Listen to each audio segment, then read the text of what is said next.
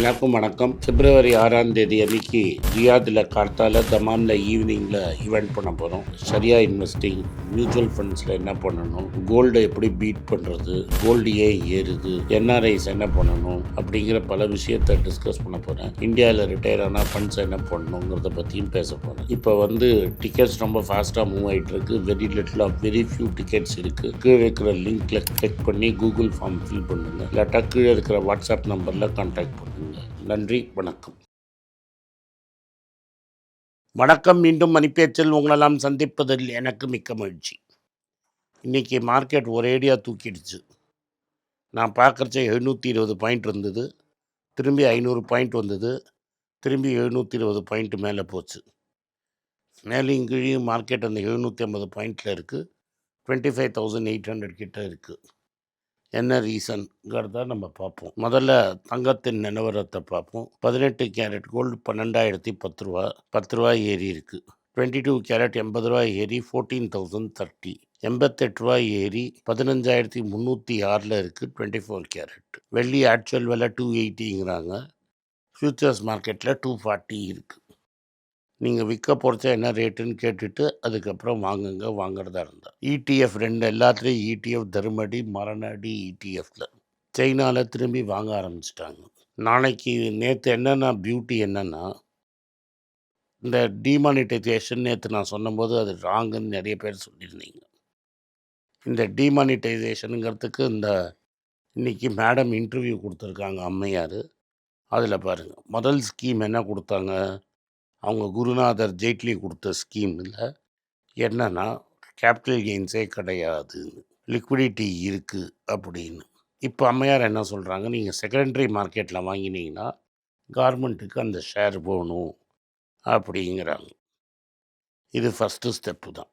Gold திரும்பி 25,000 வரைக்கும்னா 126 ton இன்னும் ரெனியூவலுக்கு இருக்குது.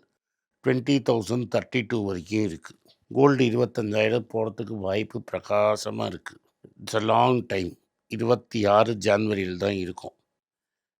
அட் சம் டைம் அவங்களால தாக்கு முடியல, 2 லட்சம் கோடி பேக்கெட் லைன் கொடுக்கணுன்னா வெறும் 12.5% இதுலேருந்து போகாது. இதுலேருந்து 12.5% கேபிட்டல் கெயின்ஸ் மட்டும் போகாது. அதனால் இன்னும் பல ஸ்டெப்ஸ் எடுப்பாங்க. என்ன ஸ்டெப்ஸ்லாம் எடுக்கிறாங்கன்னு பல வருஷத்தில் பாருங்கள். இப்போதைக்கு கொடுத்த கமிட்மெண்ட்டில் 13% திரும்பி நீங்கள் கொடுத்துடணும் அப்படின்னு சொல்லியிருக்காங்க. இன்ட்ரெஸ்ட்டில் உங்களோட நாமினல், உங்களோட ஸ்லாப் ரேட்டில் டேக்ஸ் போடுவேன்னு சொல்லியிருக்காங்க.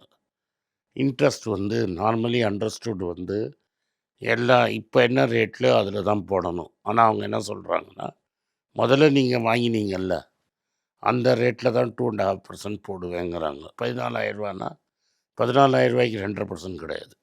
நீங்கள் 3,600 ரூபாய்க்கு வாங்கினீங்கன்னா அதுக்கு 2.5%. ஸோ அப்படின்னா 2.5% கம்மி. அந்த 2%ல் டேக்ஸ் உண்டு, லாங் டேர்ம் கேபிட்டல் கெயின்ஸ் உண்டு.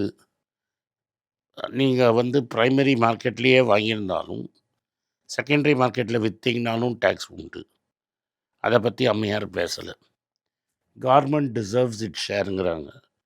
கவர்மெண்ட் டிசர்வ்ஸ் இட் ஷேர்னால் முன்னாடி நீங்கள் ஏன் லாங் டைம் கேபிட்டல் கெயின்ஸ் கிடையாதுன்னு சொன்னீங்கன்னு.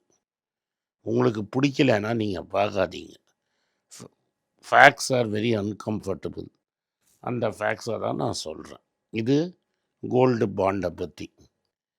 இன்றைக்கி மார்க்கெட் குதூகலமாக ஏறி இருக்கிறது யூஎஸ் ட்ரேட் டீல். இதில் யூஎஸோட சைட்லேருந்து என்ன சொல்லியிருக்காங்கன்னா, $500 பில்லியன் நம்ம இது வாங்க போகிறோம், ஆர்ம்ஸ் அண்ட் ஆர்னமெண்ட்ஸ் வாங்க போகிறோம். ரஷ்யன் ஆயிலை நிறுத்துவோம், இல்லாட்டா 25% டேக்ஸ் கண்டினியூ ஆகும். இந்தியன் ரிஃபைனர்ஸ் இப்போ என்ன சொல்லிட்டாங்கன்னா, எங்களால் ஓவர் நைட் ரஷ்யன் ஆயிலை நிறுத்த முடியாது. அப்போ ராசன் சாஃப்ட்டுக்கு அது என்ன ஆகும்? இதுக்கெல்லாம் பதில் இல்லை. அடுத்தது, அக்ரிகல்ச்சர் இம்போர்ட்ஸை ஃப்ரீயாக விடுவோம். ஒரு ட்வீட்டே வந்திருக்கு, அந்த ட்வீட்டை நான் போடுறேன். யூஎஸ் அக்ரிகல்ச்சரல் செக்ரட்டரி போட்டிருக்காங்க. அதாவது பிரசிடெண்ட்டுக்கு நன்றி சொல்லியிருக்கிறாங்க. இந்தியா ஒரு பெரிய அக்ரிகல்ச்சர் மார்க்கெட்டு, நாங்கள் சரக்கை பாதி விலையில் அங்கே இறக்குவோம் அப்படின்னு சொல்லியிருக்கிறாங்க. ஸோ அப்போ நம்ம விவசாயிக்கு அது என்ன ஒத்துட்ருக்கீங்க அப்படிங்கிற ஒரு ப்ராப்ளம் வரும்.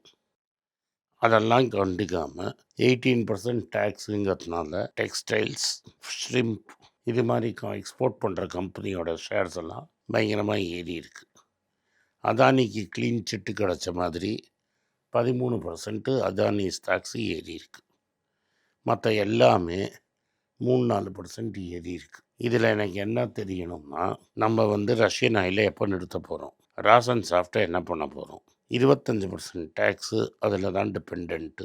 அக்ரிகல்ச்சரில் என்ன ஒத்துட்ருக்கோம், என்னெல்லாம் அங்கேருந்து நம்ம இம்போர்ட் பண்ண போகிறோம், பால் இம்போர்ட் பண்ண போகிறோமா, சிக்கன் லெக்ஸ் இம்போர்ட் பண்ண போகிறோமா, இதெல்லாம் கிளியராக நம்மளுக்கு தெரியணும். அதனால் டீட்டெயில்ஸே கொடுக்காம வின்னு சொல்கிறது தவறு.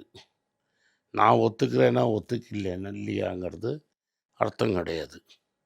என்ன மார்க்கெட்டில் என்ன வருதோ அதை வச்சு தான் நம்ம கேம் ஆடணும். ஸோ நீங்கள் அக்ரிகல்ச்சர் தான் ஃப்ரீயாக விட போகிறீங்கன்னா அக்ரிகல்ச்சர் ரிலேட்டட் ஸ்டாக்ஸு அடி வாங்கும். அது மாதிரி என்ன வாங்க இப்போ நீங்கள் ரஃபேல் பிளேனே இன்னும் வாங்கி முடிக்கல, அதுக்குள்ளே நீங்கள் இன்னும் ஏர்க்ராஃப்ட் வாங்குவீங்கங்கிறாங்க. என்ன பண்ண போகிறீங்க கிளியராக சொல்லுங்கள். எங்கேருந்து பணம் வரப்போகுது, எப்போ வாங்க போகிறீங்க, இதெல்லாம் கிளியராக சொல்லணும். அடுத்தது, இந்தியாவில் இந்த பட்ஜெட்டில் ஒரு நற்செய்தி வந்திருக்கு. இப்போ துபாயிலேருந்து வந்தீங்கன்னா ஒரு ஆளுக்கு ஒரு வாட்டி 40 கிராம் எடுத்துகிட்டு வரலாம், என்ன விலையாக இருந்தாலும் எடுத்துகிட்டு வரலாம் அப்படின்னு சொல்லிட்டாங்க. புரோக்கர்ஸ் பாடி அப்படின்னா அசோசியேஷன் ஆஃப் புரோக்கர்ஸ் என்ன சொல்கிறாங்கன்னா, மங்காத்தா ஆடினா தான் எங்களுக்கு காசு, அதனால் மங்காத்தா ஆட விடணும், எஸ்டிடி ஹைக்கை ரோல் பேக் பண்ணுங்க அப்படின்னு சொல்கிறாங்க. ஸோ மங்காத்தா ஆடுறது எப்படி முடிக்கலாம் அப்படின்னு பார்க்கலாம். அடுத்தது டாடா கெமிக்கல்ஸோட லாஸு வைடன் ஆகிருக்கு. ஏன்னா சோடியமுக்கு பைகார்பனேட் ப்ரைஸு இப்போதைக்கு இன்க்ரீஸ் ஆகலை. ஸோ இந்த ஸ்டாக்கோட விலை இன்னும் குறையும். ஏத்தர் எனர்ஜி லாஸ் 85 கோடி ரூபா ஆகியிருக்காங்க. சேல்ஸு பயங்கரமாக ஏறி இருக்குது, ரெவன்யூ ஏறி இருக்குது. இவி கார் சேல்ஸ் இந்தியாவில் இம்ப்ரூவ் ஆகிருக்கு. மாருதி அண்ட் வின்ஃபாஸ்ட்டு மார்க்கெட்டில் இறக்கியிருக்காங்க அவங்க ஸ்டாக்கை. பிரேம்ஜி என்ன பண்ணியிருக்காருன்னா, அவரோட ஃபேமிலி ஆஃபீஸ் மூலமாக பாரத் ஃபோர்ஜோட ஒரு கம்பெனியில் 23% வாங்கியிருக்கிறார். ஃபஸ்ட்டு நியூஸு, இந்த ஜிஎஸ்டி கட்டோட பென்டப் டிமாண்ட் குறையிறதுங்கிறது ராயல் என்ஃபீல்ட்லேன்னு வருது. 14% தான் ஜனவரியில் சேல்ஸு. 14ங்கிறது ஒரு நல்ல நம்பர். பட் மற்ற நம்பர்லாம் பார்க்குறச்ச இது கம்மியாக தெரியுது. அசோக் லேலண்ட் 25%க்கு மேலே சேல்ஸ் ஏறி இருக்குங்கிறாங்க. டாடா மோட்டர்ஸ்க்கும் ஏறி இருக்குது. அதுக்கப்புறம் என்ன பண்ணுறாங்கன்னா, ட்ரம்ப் என்ன சொல்கிறாருன்னா, நான் ஹவுஸ்ட்டை பேசிட்டேன், அவங்க இந்த பார்ஷியல் ஷட் டவுனை வாபஸ் வாங்குவாங்க அப்படின்னு சொல்கிறாரு. ஈலான் மஸ்க் என்ன சொல்கிறாருன்னா, அவர் ஏஐ கார்க்கையும் ஃபேஸ்எக்ஸையும் மர்ஜ் பண்ணி 1.25 ட்ரில்லியன் வேல்யூவேஷனுங்கிறாரு. இது வருமா வராதான்னு எனக்கு தெரியாது. உங்களெல்லாம் பல தடவை நான் சொல்லிட்டேன், பிட்காயின்லாம் ப்ராப்ளம்னு. பிட்காயின் கலெக்டர் ஐட்டமில் நம்பர் 1, ஏன்னா அதான் ஃபஸ்ட்டு வந்தது. இதுக்கு பிட்காயினே இந்த கதினா, வாயிலே நுழையாத பேரில் வந்த காயினெல்லாம் என்னன்னு பார்த்துக்கோங்க. பல காயின்ஸ் இந்தியாவில் தமிழ்நாட்டில் சுற்றிட்டு இருந்தது. பிட்காயினோட ஸ்லம்ப்பு $200 பில்லியன் மார்க்கெட் வேல்யூலேருந்து தூக்கிடுச்சு. இப்போ ஆரக்கிள் என்ன சொல்கிறாங்கன்னா, நாங்கள் இந்த வட்டிக்கு கடன்லாம் அடைக்கணும், எனக்கு நாங்கள் டேட்டா க்ளவுடில் போகிறோம், இதுக்கு காஸ்ட்டு கொண்டு வரணுன்னா என்ன பண்ண போகிறோன்னா 20,000 30,000 பேரோட வேலையை பலி கொடுக்க போகிறோம் அப்படிங்கிறார். அப்படின்னா என்னன்னா, 30,000 பேரை உலகம் ஃபுல்லாக டாட்டா இனிமேல் நீங்கள் வரவானா அப்படின்னு சொல்ல போகிறாங்கன்னு சொல்லியிருக்கிறார். ஓவராலாக பார்த்தீங்கன்னா இதுதான் இன்றைக்கி இது வரைக்கும் செய்தி. இது இன்னொரு செய்தி என்னென்னா, கேத்தலிக் சிரியன் பேங்க்கோட ப்ராஃபிட்டபிலிட்டி ஒரேடியாக குறைஞ்சிருக்கு. ஏன் கேத்தலிக் சிரியன் பேங்க்கோட ப்ராஃபிட்டபிலிட்டி குறைஞ்சிருக்குன்னா, அவங்கள்ட்ட காசா ப்ராப்ளம். இந்த காசா ப்ராப்ளம் காசானா current account, savings account problem. அவங்க பல்க்கு டெபாசிட்ஸ் யூஸ் பண்ணதுனால காஸ்ட் ரொம்ப ஜாஸ்தியாக இருந்ததுனால நெட் இன்ட்ரெஸ்ட் மார்ஜின் குறைஞ்சு ப்ராஃபிட்ஸ் குறைஞ்சிருக்கு. எதுக்கு இதை ஹைலைட் பண்ணியிருக்காங்க மார்னிங் கான்டெக்ஸ்டில்? இந்த பட்ஜெட்டில் டெபாசிட்டில் பணம் போடுறதுக்கு ஒன்றும் ஊக்கம் வரும் அப்படின்னு சொன்னாங்க. அது ஒன்றும் வரல. அப்படின்னா பேங்க்கில் போடுற பணம் குறையும், அதனால் பேங்க் டெபாசிட்ஸ் குறையும், அது கிரெடிட்டையும் அஃபெக்ட் பண்ணும். கேத்தலிக் சிரியன் பேங்க் ஒரு ஜஸ்ட்டு எக்ஸாம்பிள். இதுதான் இன்றைக்கி வரைக்கும் செய்தி. இன்னொன்று ப்ளூம்பர்கில் ஒரு ஆர்டிக்கல் வந்திருக்கு.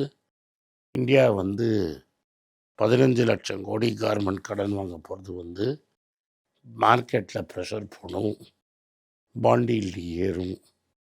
அதனால் ரிசர்வ் பேங்க்கே நோட் அடித்து கொஞ்சம் ஒரு போர்ஷனை வாங்கி வச்சுக்கணும் அப்படின்னு சொல்லியிருக்காங்க.